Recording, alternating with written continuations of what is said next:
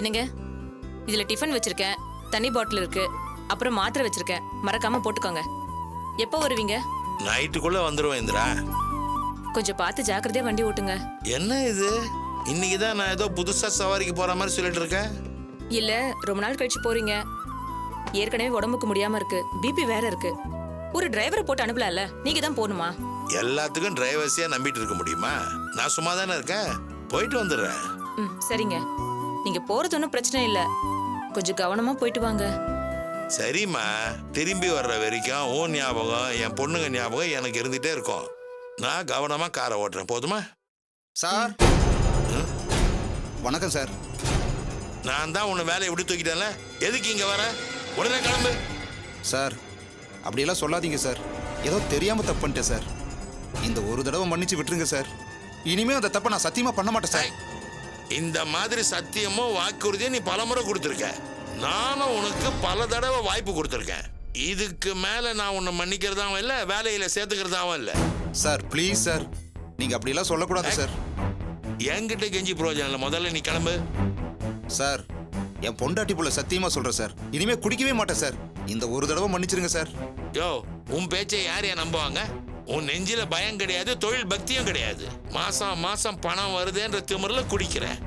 இனிமே உன்னால ஒத்த பைசா சம்பாதிக்க முடியாது. நீ எப்படி குடிக்கிறேன்னு நான் பாக்குறேன். சார் மறுபடியும் என்ன சேர்த்துக்கங்க சார், இனிமே நான் குடிக்கவே மாட்டேன் சார். முடியாது, முதல்ல இடத்த காலி பண்ணு, எனக்கு வேலை இருக்கு. ஏன் சார் முடியாது? நான் என்ன கொலையா பண்ணிட்டேன்? குடிக்கிறது என் தனிப்பட்ட விஷயம், தப்புன்னு சொல்லி அட்வைஸ் பண்ணுங்க, அதுக்கு உங்களுக்கு உரிமை இருக்கு. ஏன் வேலையை விட்டு நிறுத்துனீங்க?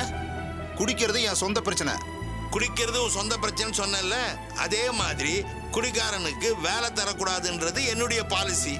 அதுல நீ தலையிடக்கூடாது, புரியுதா? என்ன சார் கேட்க ஆள் இல்லைங்கிற திமிரில் பேசுறீங்களா? எங்களுக்கு யூனியன் இருக்கு, அங்க போய் கம்ப்ளைண்ட் பண்ணா என்ன ஆகும் தெரியல. நீ எங்க வேணா போயிட்டு யாருக்கிட்ட வேணாலும் கம்ப்ளைண்ட் பண்ணு. உன்னை நான் வேலைக்கு சேர்த்துக்கிறதா இல்ல, உன்னால முடிஞ்சதை பாத்துக்கோ. சரி, ஒரு மாசம் சம்பளத்தையாவது கொடுங்க, எனக்கு வேலை கிடைக்கிற வரைக்கும் சமாளிக்கணும்ல. வேலையை விட்டு நிறுத்துனா ஒரு மாசம் சம்பளம் தரேன்னு அக்ரிமெண்ட் போட்டிருக்கேனா? சார் நான் வயிறு எறிஞ்சு சொல்றேன், என் பாவமெல்லாம் உங்களை சும்மா விடாது. இத்தனை வருஷமா உங்களுக்காக உழைச்சு கொட்டியிருக்கேன். 10 காசு கொடுக்காம என்ன வெளியே அனுப்புறீங்கல்ல, வேற வேலை பாத்துக்கலாம்னா எங்க போனாலும் இவன் குடிகார, வேலை தராதீங்கன்னு எல்லார்கிட்டையும் சொல்லி வச்சிருக்கீங்க. நான் என்ன பொய்யா சொன்னேன்? நீ குடிகாரன்றது உண்மைதானே? அது உண்மைதான் சார். நான் குடிகாரனா இருந்தாலும் எனக்குன்னு ஒரு குடும்பம் இருக்கு. அத குடிக்கிறப்போ யோசிச்சிருக்கணும். வீட்டுல பொண்டாட்டி இருக்கிறா, பிள்ளைங்கலாம் இருக்கிறாங்கன்னு அப்போ உனக்கு தோணல. போதும் சார், அதான் என்ன வேலையை விட்டு நிப்பாட்டியாச்சுல, இனிமே எனக்கு அட்வைஸ் பண்ணாதீங்க. அதுக்கு உங்களுக்கு எந்த உரிமையும் கிடையாது. பணம் இருக்கிற திமிர்ல தான் ஆடுறீங்க. சத்தியமா சொல்றேன் சார், இது ரொம்ப நாளைக்கு நிலைக்காது. நான் வேதனைப்படுற மாதிரி உங்க குடும்பமும் வேதனைப்படும். அது நடக்குதா இல்லையான்னு பாருங்க. இதுக்கு மேல பேசாத சார். முதல்ல சேர்த்து கிளம்பு. சார் போறேன் சார். நான் குடிகாரனா இருக்கலாம், ஆனா நல்ல மனசு இருக்கு.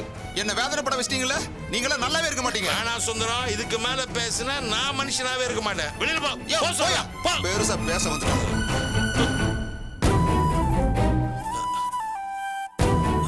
அப்பா என்னப்பா பிரச்சனை? ஏன் இப்படி பேசிட்டு போறாரு? அவன் சரியான குடிகாரம்மா, வாங்குற சம்பளத்தை மொத்தமா குடிச்சு அழிச்சிடுறான். இவன் சம்சாரம் இருக்க, அதுக்கு சின்ன வயசு தான் தீப்பா.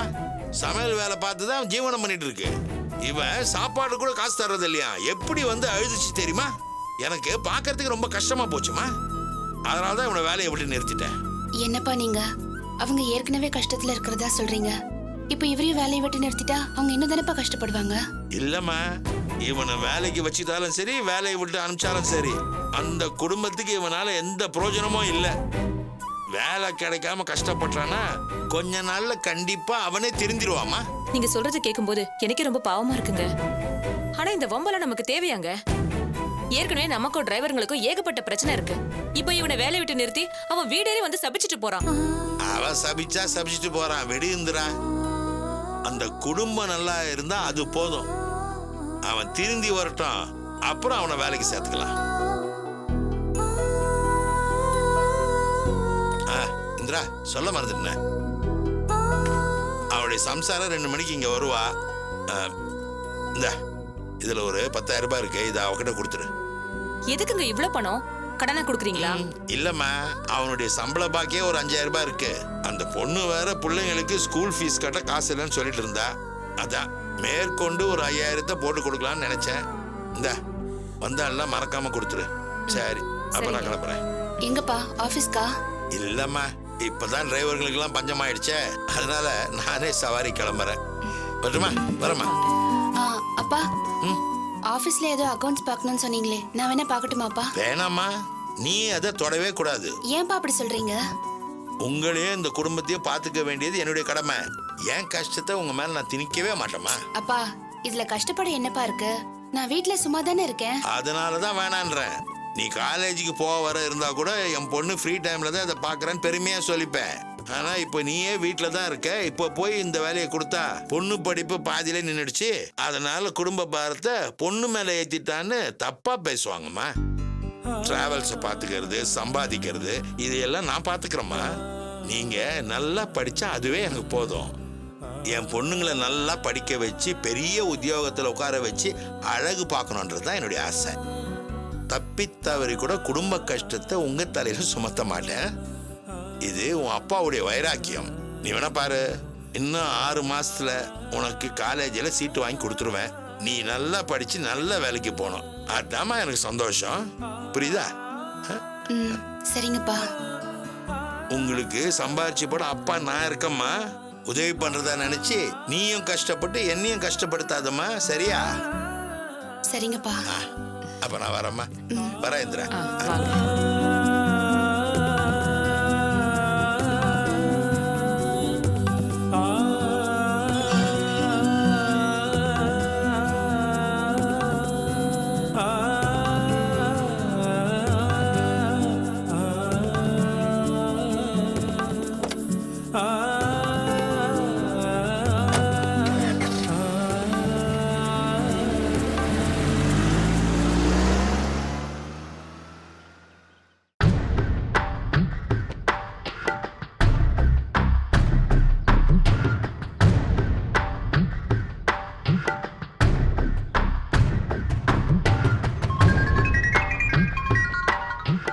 டேய், எங்கடா இருக்க? நீ சொன்ன இடத்துல வெயிட் பண்ணிட்டு இருக்கோம். சரி, சீக்கிரம் வா. பை. யார்டா போன்ல? நம்ம நிரஞ்சன். அவன் எதுக்கு வரான்? அப்ப நீ என்னதான் பிளான் பண்ணிருக்க? எங்க போறதா ஐடியா? எனக்கே தெரியல. அவன் கிட்ட சொல்லிருக்கேன், அவனும் வரேன்னு சொல்லிருக்கான். அவனோட லவர் அர்ச்சனாவும் வராளாம். டேய், அவளும் வர போறாளா? ஆமா, அர்ச்சனாவும் வரதா நான் நேத்தே உன்கிட்ட சொல்லிருக்கேன்ல. ஷாம், என்னது இது ஷாம்? எதுக்கு கூட்டத்தை சேர்க்கிற? நம்ம 2 பேரும் தனியா போறதா தானே பேச்சு. இப்ப எதுக்கு அவங்க எல்லாம்? சரி, இப்ப அவன் வரதுல உனக்கு என்ன பிரச்சனை? அவனுக்கு தெரிஞ்ச ரெசார்ட் ஒன்று இருக்கு, அதான் அவன்கிட்ட சொல்லி புக் பண்ண சொல்லியிருக்கேன். கடவுளே, ஏன்டா அப்படி பண்ற? உன்னால ரெசார்ட் கூட புக் பண்ண முடியாதா? அவங்க வந்தா நம்ம பிரைவசியே போயிடும். இதுக்கு நான் வீட்லயே இருந்திருக்கலாம். சாக்ஷி, என்னாச்சு உனக்கு? ஏய், அவங்க 2 பேரும் உனக்கு தெரிஞ்சவங்க தானே? 4 பேர் ஒன்னா போனா இன்னும் ஜாலியா இருக்கணும் தானே கூப்பிட்டேன். இதுக்கு போய் சலிச்சுக்கிற?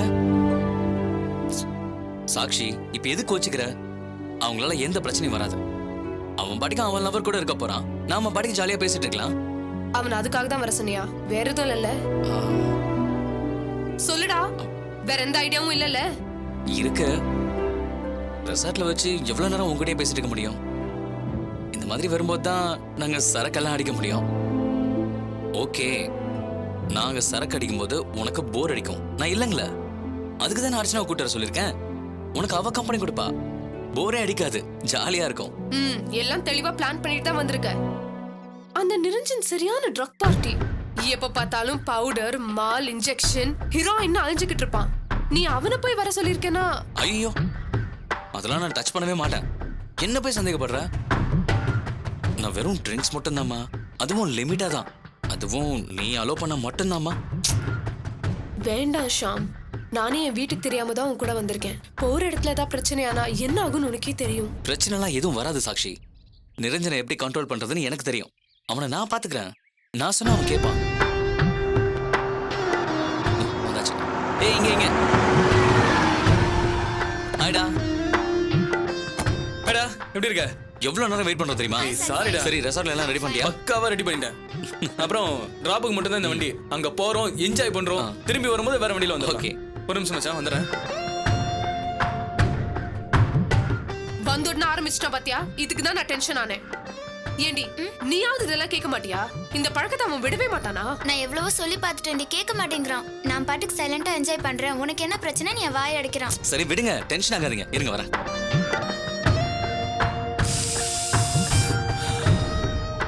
டேய் என்னடா பண்ணிட்டு இருக்க? டேய் சரிடா, இதை போட்டுக்கலாம், என்னால் நார்மலாகவே இருக்க முடியாது. டேய் ரொம்ப ஓவரா போயிடாதடா. போற இடத்துல ஏதாவது பிரச்சனை ஆயிட போகுது. அவங்க நம்மள தான் நம்பி வந்திருக்காங்க. என்னடா புதுசா பயப்படுற? அதெல்லாம் ஒரு பிரச்சனையும் வராது, நான் பாத்துக்கிறேன், வா. டேய் சாரி சாரி சாரி. விடு, போ வண்டியில ஏறு, வாங்க போலாம். பாடி.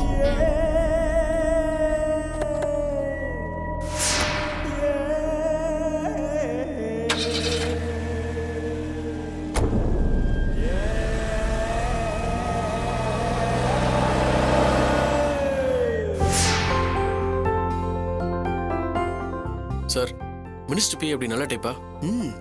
பக்கா ஜென்டில்மேன் தமிழ். அரசியல்வாதின்னா கொஞ்சம் முன்ன பின்ன தான் இருப்பாங்க, ஆனா நம்ம விஷயத்துல ஜென்யூனா இருப்பாரு.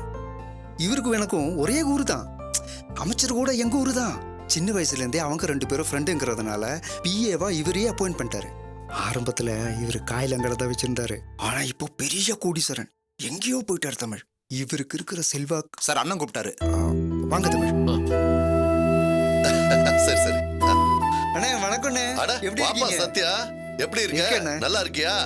எங்க ரொம்ப நாள் ஆளைய காணோம்? அண்ணே உங்களுக்கு தான் தெரியுமே, நான் பிசினஸ்ன்னு அங்க எங்க சுத்திட்டு இருப்பேன். நானும் கேள்விப்பட்டேன்.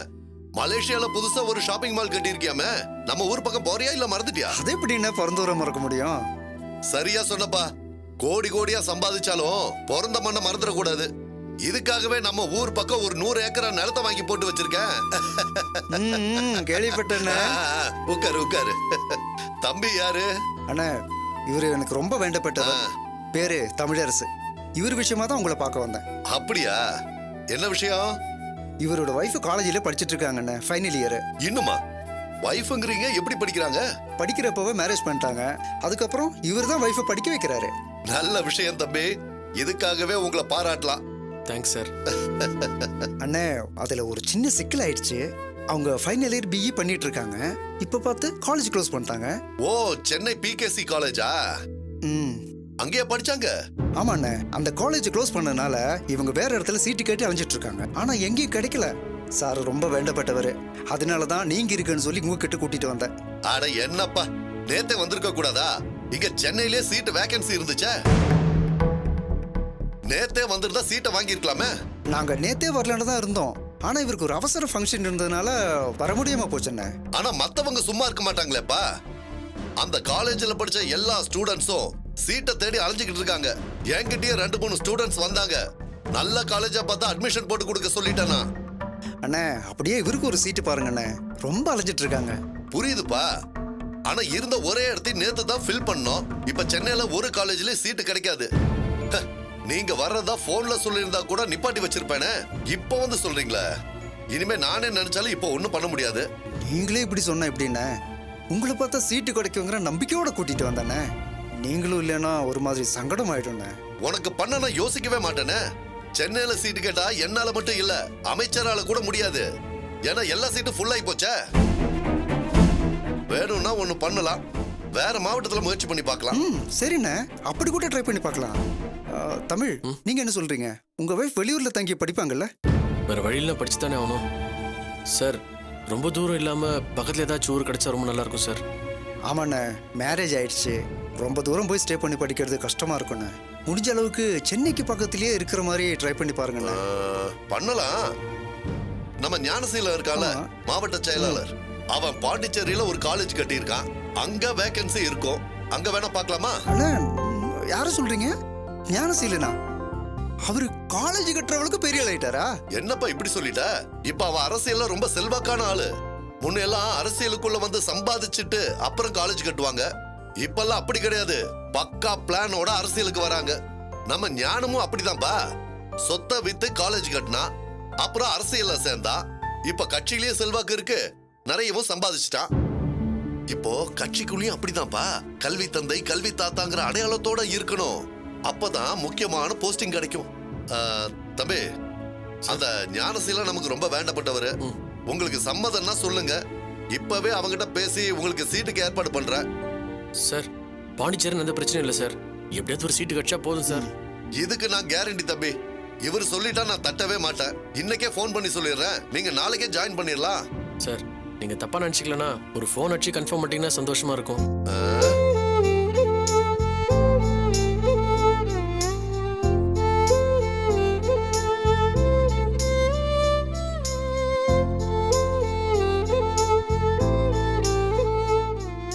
ஞானோ, நான் பாண்டு பேசுறேன். நல்லா இருக்கியா?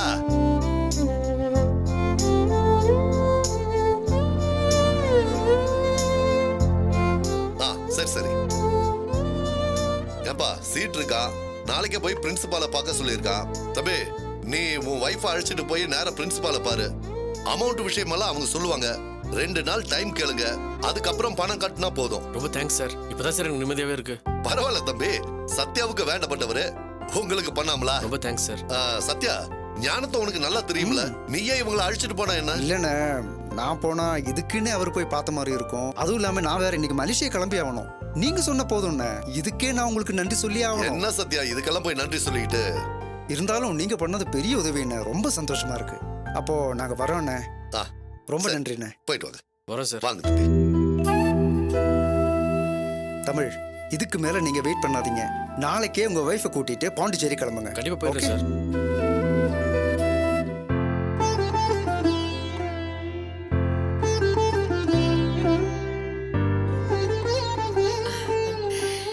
சம்மந்தி ஜூஸ் எடுத்துக்கங்க. முதல்ல சாரு கொடுங்க. வீட்டுக்கு சம்மந்திங்கிற முறையில முதல்ல நீங்க தான் எடுத்துக்கணும். அவருக்கு நான் கொடுத்துக்கிறேன். இந்தாங்க எடுத்துக்கங்க. சரிங்க. நீங்களும் எடுத்துக்கங்க. தேங்க்ஸ்மா.